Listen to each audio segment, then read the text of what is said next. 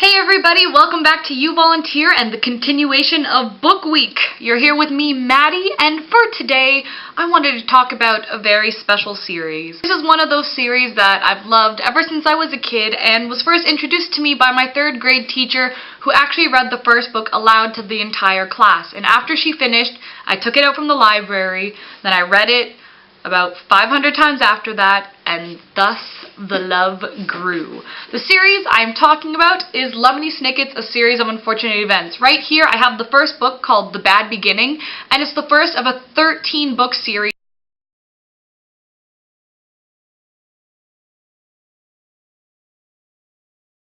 Even before my teacher read the story to the class, it was the fact that what was written on the back of the book that really piqued my interest right off the top. Each book is written as the back of it is written as a little letter to the reader, which is me or you, from Lemony Snicket, and this one is, Dear Reader, I'm sorry to say that the book you are holding in your hands is extremely unpleasant. It tells an unhappy tale about 3 very unlucky children. Even though they are charming and clever, the Baudelaire siblings lead lives filled with misery and woe. From the very first page of this book, when the children are at the beach and receive terrible news, continuing on through the entire story, disaster lurks at their heels. One might say they are magnets for misfortune. In this short book alone, the 3 youngsters encounter a greedy and repulsive villain, itchy clothing, a disastrous fire, a plot to steal their fortune, and cold porridge for breakfast, because that's the worst out of all of the things he's just said.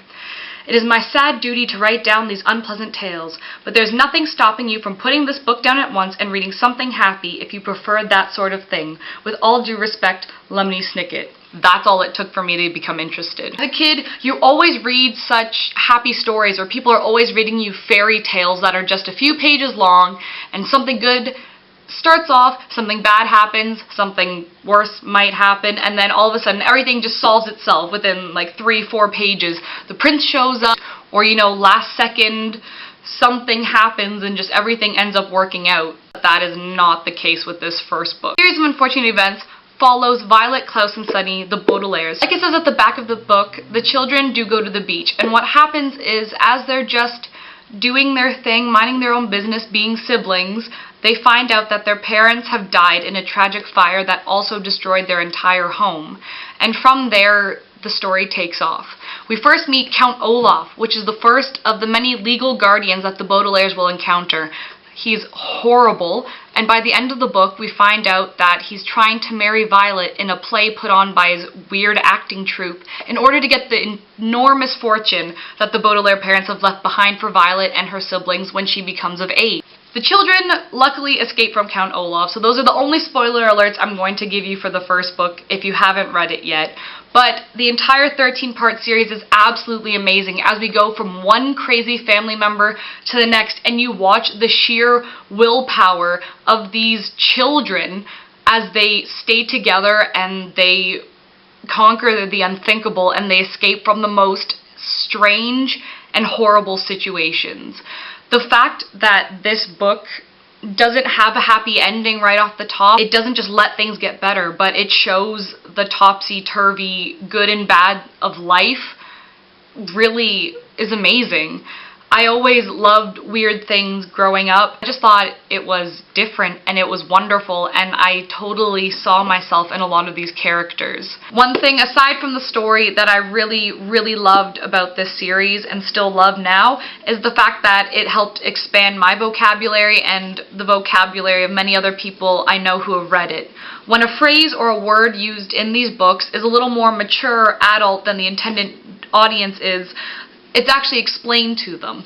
It'll say a word which here means, or a phrase which here means, and he'll actually use it in a sentence, or he'll give an example of where it can be used in real life. I think that it's really cool that not only are you being held tight by such an amazing story, but you're also getting a lesson out of it too. I like to say that if A Series of Unfortunate Events were always those books that you heard of, or you knew someone who really loved them, but you never really gave them a chance, or you just never had the time to get them, I don't care how old you are now, just read them. Pictures at the beginning of each chapter, usually it's a little sneak peek as to what the chapter is going to be about, or about just a general theme that's going on in the book, and these books are just wonderful. I don't know, there's just something about A Series of Unfortunate Events that always it just has a special place in my heart. Maybe it's just the sibling aspect and the fact that the oldest character, Violet, was a big sister, and so was I when I started reading these.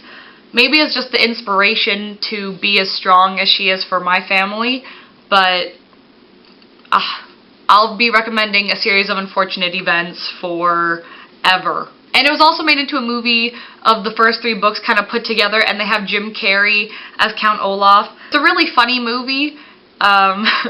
Personally, I'd still recommend reading the book. See, I try to do the 3 in 1, so a lot of things can be missed or just kind of not made as important as they probably should be. Thanks for watching my video. I hope you like or are very interested in getting into a series of unfortunate events. I have a question for you guys, and that is, what is a series from your childhood or a book, whether it's Harry Potter or Lord of the Rings, that you still love now? I find the best kind of books are the ones that you can read over and over and still be just as excited to reread the story as you were the first time you cracked it open. Let's get started talking about books in the comments below. Book week is awesome because books are super awesome. Thank you for watching, guys. I'll see you in the next video. Catch you later. Bye!